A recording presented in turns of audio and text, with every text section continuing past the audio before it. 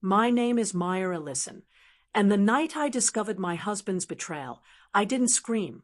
I strategized. One photo from a company Gala shattered the illusion of our perfect marriage and exposed a web of lies, fraud, and infidelity that I was about to unravel piece by piece. What began as heartbreak turned into the most calculated revenge of my life, a takedown that would strip him of everything he stole, including my trust. This isn't just a story about betrayal, it's about reclaiming power. Where are you watching from today? Drop your location in the comments and don't forget to subscribe. The night everything snapped into focus, my husband stood in our hallway mirror smoothing a Tom Ford tie like it was a personality trait. "Don't wait up," Ethan said, casual as a weather report, heading out to the Veil Dynamics annual gala I'd been better off skipping. An hour later, his assistant uploaded a sunny team photo to Instagram, and there in the blurred background, just beyond the ringlet smiles and flute glasses, Ethan had his arm secured around Serena Knox's lower back, her chin tipped toward his shoulder as if it belonged there. Serena, the college ex with the carefully curated LinkedIn, the woman he'd hired 2 years ago as director of marketing over my reluctant blessing. I had once called my suspicion jealousy because he said that word often and with expert patience. Seeing the picture, something inside me didn't explode. It aligned. The ice cubes in my whiskey flattened into silence. I didn't tremble. I didn't cry.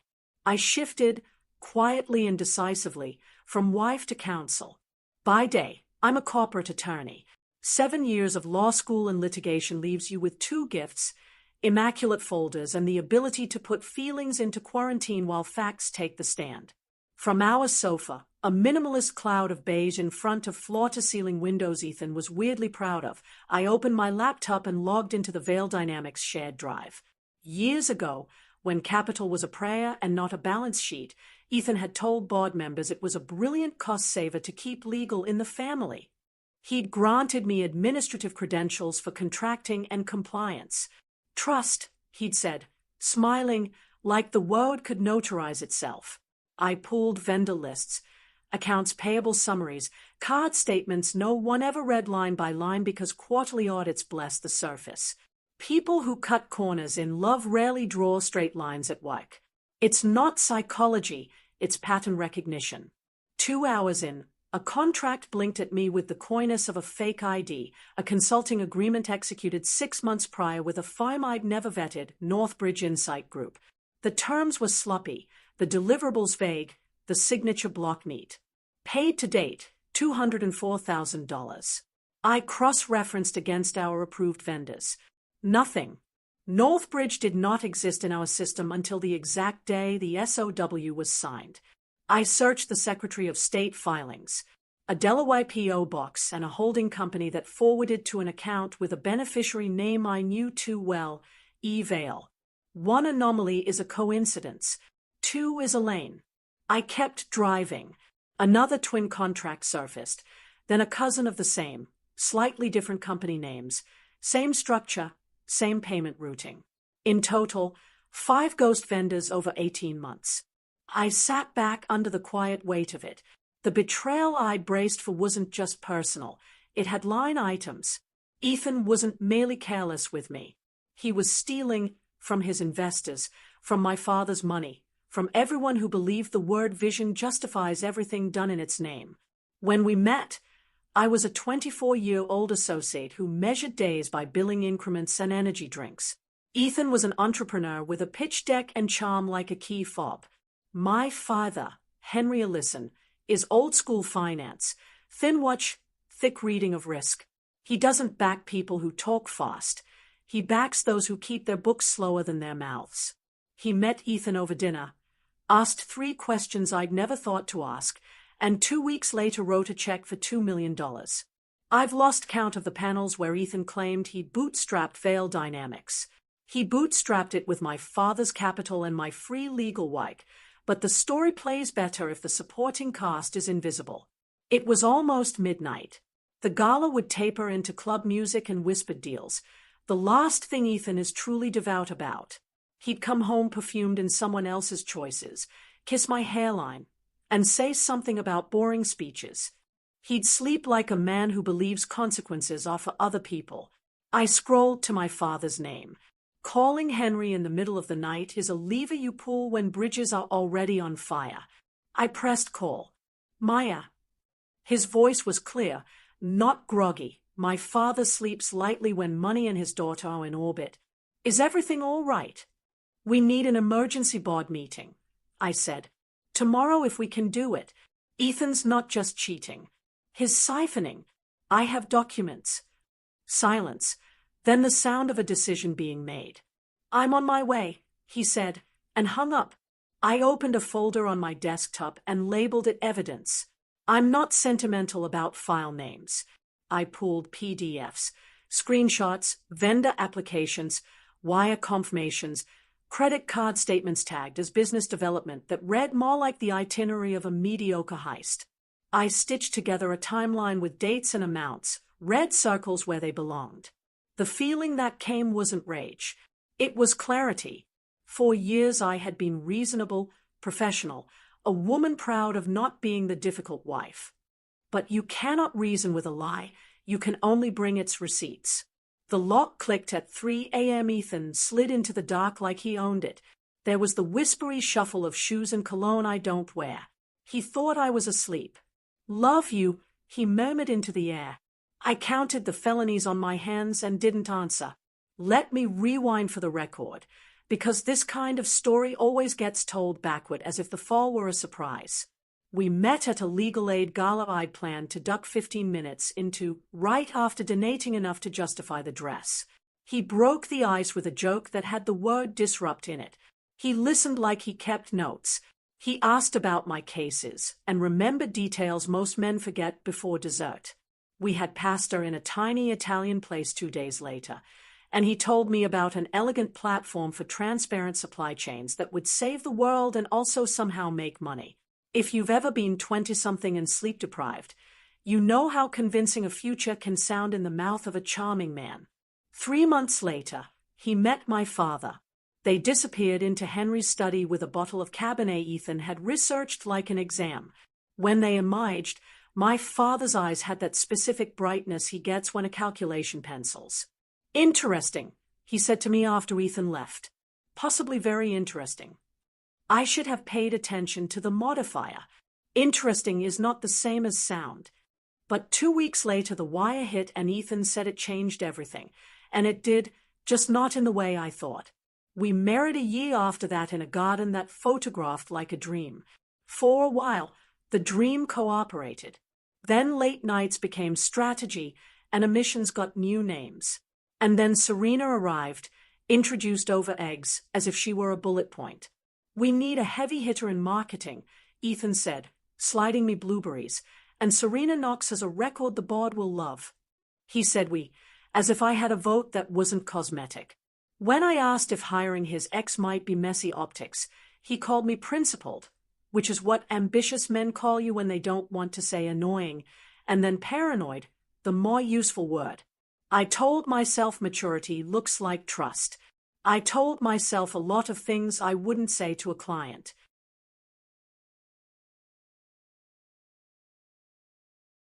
By morning's edge, my father and I had cross-checked the obvious fraud and mapped the plan. He would convene the board at 10. I would present the facts. We would keep the element of surprise and lock down systems before anyone friendly to Ethan could erase anything that ought to be seen. When I stepped into the shower, my phone buzzed with his message, board meeting at 10. Bring everything. Play it exactly straight. I smiled at the steam and thought, I have never done anything crooked in my life except marry a man who thinks rules are for other people. Ethan was on his phone when I came out, fresh and performative. Morning, he said, leaning to kiss my cheek. Last night was dull. Speeches multiplied. How dull? I asked, slipping a neutral dress from its hanger, because the photos looked cheerful. He blinked, the briefest stutter of calculation slipping over his face before he reset to glossy. Pictures always lie, he said. You should have come. Would have improved the odds. Maybe next year, I said, which in my head meant there will not be a next year for you in any position that throws a gala. He made flirty, throwaway promises, and left. I opened my laptop. This time I wasn't fishing. I was deepening the case. If there's one thing the righteous need more than indignation, it's corroboration. Midday, an unknown number called my office line. "This is Maya," I answered, and a voice that sounded like the person who actually keeps a company afloat spoke softly. "Miss Ellison, my name is Nina Patel. I'm an accountant at Veil Dynamics. This is awkward. I found your contact in the directory. I didn't know who else would. I've been seeing discrepancies for months. I tried to bring them to Mr. Veil. He told me to stop undermining him and implied my job depended on loyalty. I marked a new tab in my mind labeled Witness. What have you found, Ms. Patel?" She walked me through inflated reimbursements, out-of-sequence approvals, vendor payments that exceeded contract caps by amounts just shy of audit thresholds. She sounded scared and also relieved to be heard. "If I'm wrong, please tell me so I can stop worrying," she finished. "You're not wrong," I said. "Send me everything. Use the encrypted portal. I'll email within the next 5 minutes. And Nina, say nothing to anyone, especially Ethan." I sent the link. The files landed with an honesty that felt like a hand held out in a dark stairwell. As I cataloged them, Ethan texted, "Dinner tonight? I'll cook." I replied, "Perfect. Love you." I could feel my face heat at the lie. He must have tasted lies less than silence because he sent a heart. He made seafood pasta that evening and explained to me how to be persuasive with difficult clients, which is a thing men who have never been forced to be small love to teach women who learn to be precise. I nodded at the right times and catalogued, in another part of my mind, the scent of perfume from Friday, citrus and peony, not mine. After he fell asleep, I went to the small study he wants people to call the library and opened the wall safe behind the framed first check Veil Dynamics ever received. I know the combination. He gave it to me back when transparency felt romantic. Inside, with the passports and policies, was a velvet bracelet box. The diamonds inside were knife bright. The embossed receipt beneath it was Weiss, purchased 3 weeks ago, $5,000, Company MX, coded as client development. I photographed everything and put it back exactly as found. The clarity I'd been wearing like new armor hardened. At 7:30 a.m., I was on the 42nd floor of Ellison Capital, in a glass box where my father has made and unmade men with calm arithmetic. He poured coffee, and I slid him a file like a confession. We reviewed the chain of fraud until the numbers stopped trying to pretend they were anything else. "He asked you last month to cut household expenses," Dad said, tapping the bracelet receipt. "Growth mindset," I said dryly. He didn't smile. By 10, the conference room was full of the money that made Ethan possible. My father, Victor Huang from the early seed, Elaine Rivers from Series B, and Samuel Novak from a private equity group that knows exactly what misbehavior looks like. We'd told them enough on the invite to put adrenaline in their calendars. They were polite and cool and very, very focused. 2 minutes into my father's opening remarks, the door opened, and Ethan walked in like he owned the air. He clocked the faces, the mood, the way no one reached for his hand. When his eyes landed on me, they sharpened, then flickered to wary. He sat opposite me. He smiled at my father. "Robert said it was urgent," he offered, jovial not quite reaching his eyes. "What's this about?" My father steepled his fingers in a way that means the world is about to get narrower for someone. "Sit down, Mr. Veil," he said, using a tone I've heard at 3 funerals and 2 bankruptcy meetings. "You'll want a chair." Ethan sat, his confidence thinning by degrees. "I'm assuming this is some kind of financial update." "Something like that," my father said. "We've discovered major irregularities in Veil Dynamics accounts. Irregularities suggesting deliberate fraud and embezzlement." Ethan's practiced grin faltered. "That's impossible. Our audits." "Appear clean on the surface," I interrupted evenly. "But deeper review shows shell vendors and falsified contracts. The money was wired to accounts controlled by you." His gaze snapped to mine. "Maya, what are you talking about?" I opened my laptop, projecting the first contract onto the wall screen. His signature stayed back, pristine in black ink. This vendor, Northbridge Insight Group, doesn't exist. Yet it received over $200,000. Same pattern across multiple fronts. Total, nearly $3 million siphoned from investor funds. Are you accusing me of theft? He demanded, voice rising. I'm documenting it, I replied. As Vail Dynamics counsel, I'm required to present evidence of criminal activity to the board. The room crackled with silence. Ethan turned to the investors, desperation leaking through his polished exterior. You know me. This is a misunderstanding. Creative accounting, maybe, but not fraud. Elaine Rivers leaned forward. Creative accounting doesn't involve shell companies registered to Delaware mailboxes, Ethan. My father's voice cut through. You'll surrender your access cards, company devices, and step aside pending full forensic audit. Ethan's composure cracked, eyes darting between us. You can't do this. I built this company. With our money, Victor Huang said flatly. I pulled another document onto the screen, a hotel receipt coded as client entertainment, 3 nights at a Miami resort for 2 guests. Care to explain this business expense? I asked. His throat worked. That's personal, you. Yes, I said softly. So were the stolen funds. Patience fractured. This is personal, Ethan said bitterly. Maya's angry about our marriage. Dad's glare sliced him silent.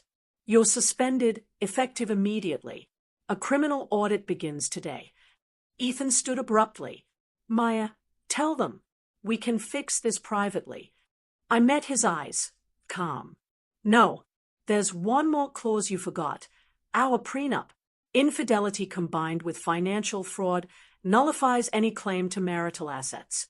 You forfeited everything the moment you cheated and stole. His face blanched. You planned this. I responded. I said, there's a difference.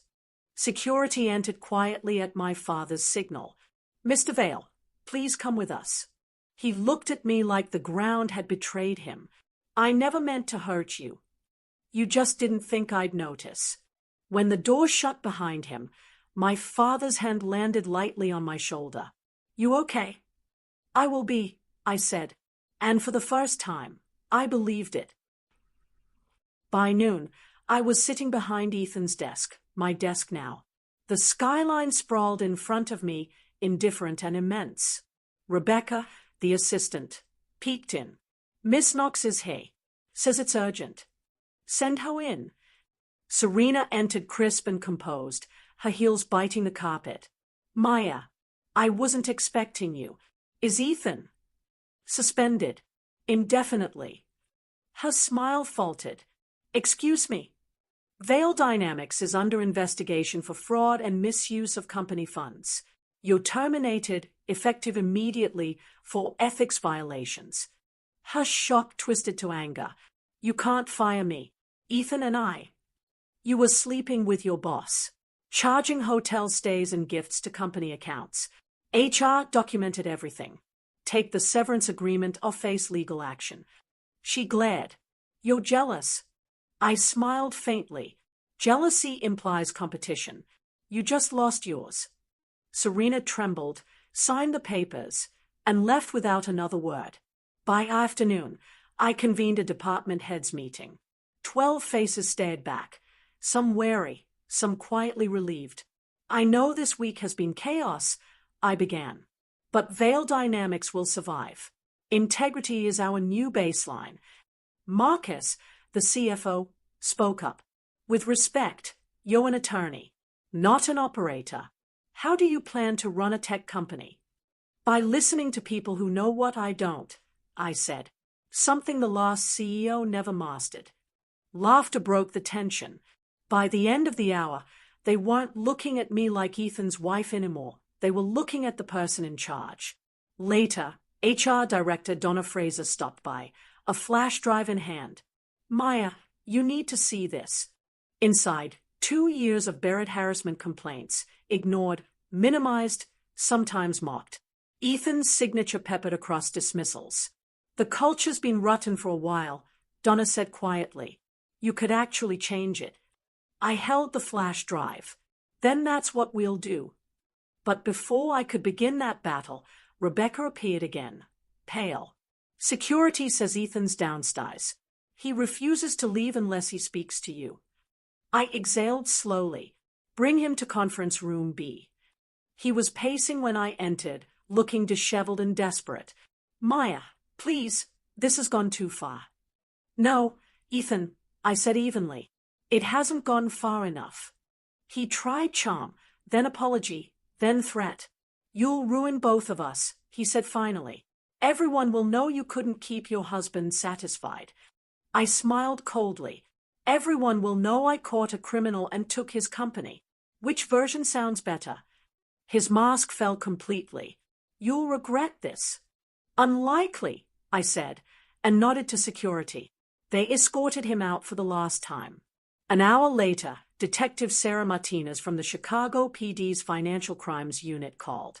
Ms. Ellison, we'd like your statement regarding the Veil Dynamics investigation.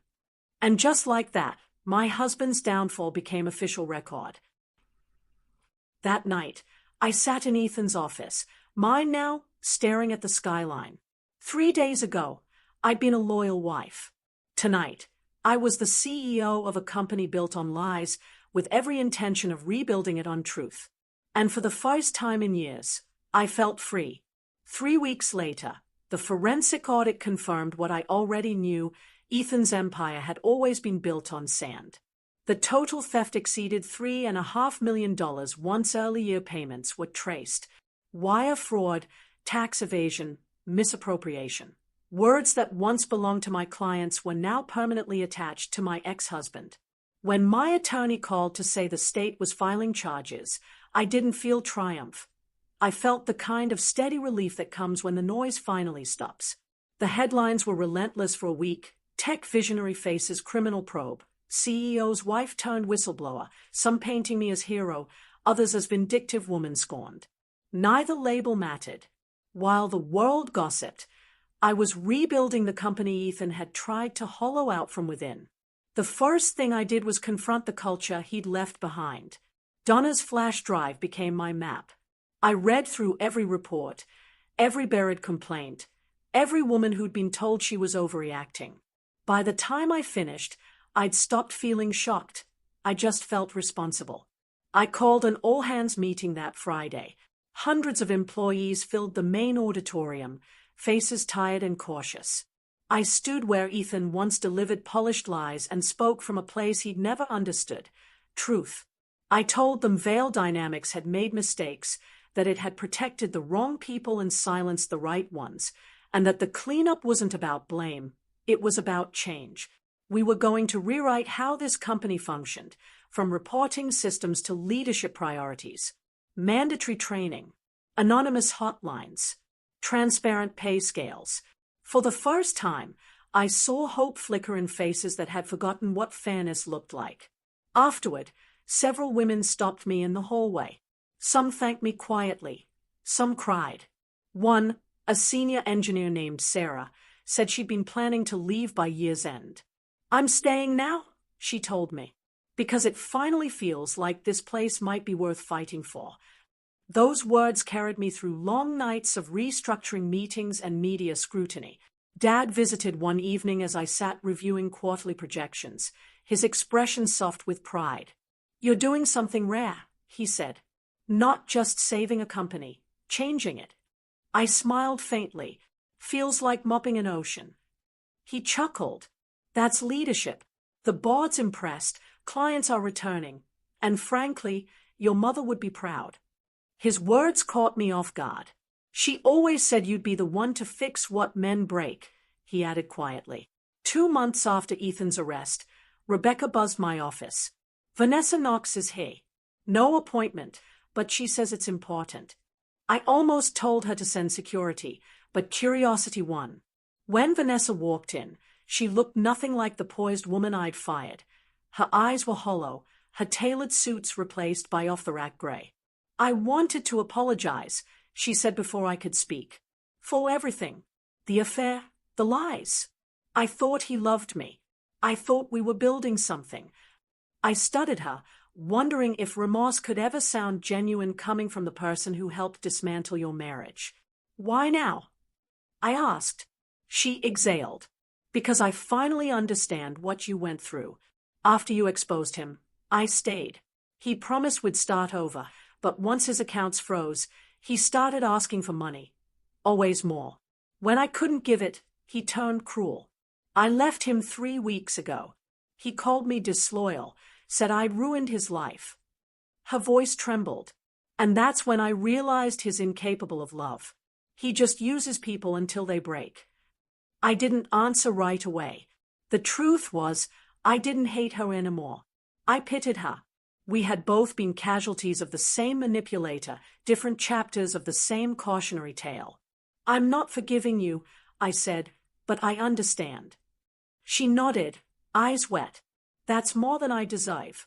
She left quietly, and I sat for a long time staring at the skyline, wondering how many lives Ethan had left fractured behind him. The next morning, Detective Martinez called. Ms. Ellison, Daniel Vale accepted a plea deal. 15 years, parole after 10. I thanked her and hung up. 15 years. He'd be nearly 50 when he walked out. If he did. There was no satisfaction in that number, just closure. Later that afternoon, the divorce hearing finalized via video link. Ethan appeared on a screen in an orange jumpsuit, looking like the ghost of a man who used to own rooms. The judge's voice was crisp as paper. Given the prenuptial terms and proven infidelity, Mr. Vale forfeits all claims to marital assets. Ethan didn't even argue. When the gavel fell, our marriage dissolved into silence. 7 years ended in less than 2 minutes. I left the courthouse into a Chicago morning shop with winter light.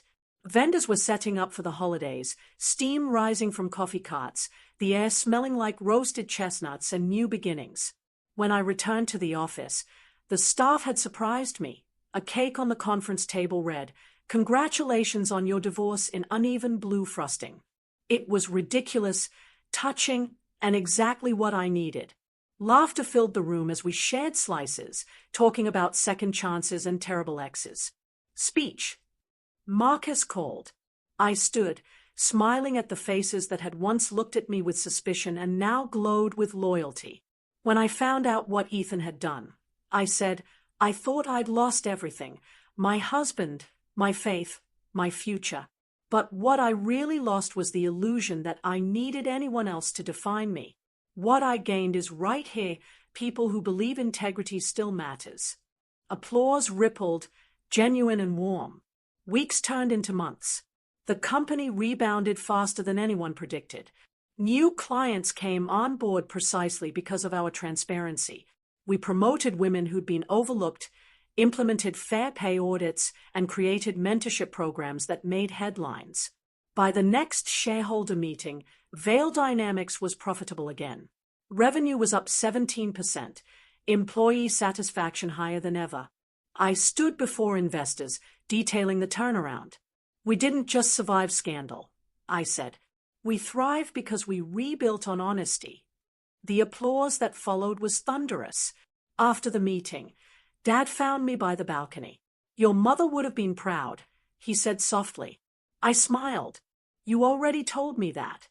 He shook his head. This time I mean it more. I laughed, then fell quiet, watching the city glow in the amber dusk. Somewhere out there, Ethan was sitting in a cell, still convincing himself he was the victim. I no longer cared. He had tried to make me small, and in the process, he taught me how large I could become. That evening, I opened an email from Nina Patel, the accountant who'd first reached out. "Saw the shareholder news," she wrote. "It's incredible what you've done. Thank you for proving honesty can win." I typed back, "Thank you for believing it could." Outside, the sky deepened into pinks and golds, the kind of beauty that feels earned. I used to think revenge was about destruction, about watching someone fall. Now I know it's about reconstruction, about rising higher than the person who tried to bury you. I no longer wore my wedding ring, but I kept one thing from that life, my name.